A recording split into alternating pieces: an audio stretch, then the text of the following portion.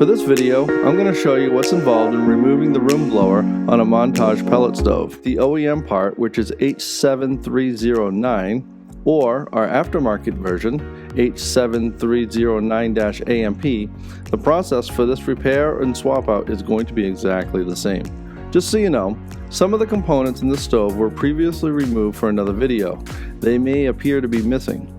You do not need to remove these parts to swap out this blower. If you want to spin your stove around so that you have better access, you can disconnect the vent from the stove by removing the four 1/8-inch Allen key screws that secure the appliance collar or the tailpipe to the stove. We sell additional gaskets, which is part number 610500016, and this gasket will accommodate both 3 and 4-inch venting connections. To remove the rear panel, locate the 4 1/4-inch hex screws that secure the panel to the back of the stove. You only need to loosen them a few turns, and then you can lift the panel over the screw heads. Looking at the stove from the rear, the convection blower is located on the right-hand side. Against the back rail, locate the white power jack and then disconnect the wires that run to it. Once the blower's wires are free, locate the mounting screws for the blower.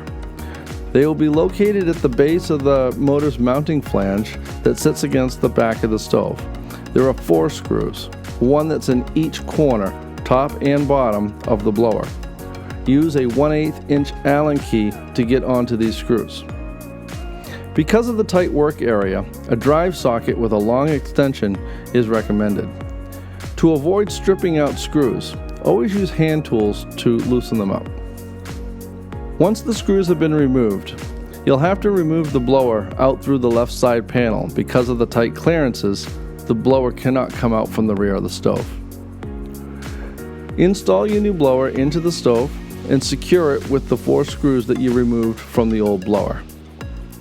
Reconnect the wires into the power jack and make sure that any loose wires from the blower are free and clear from any moving parts. Reattach the rear service panel and then tighten up the 4 screws that secure the rear panel.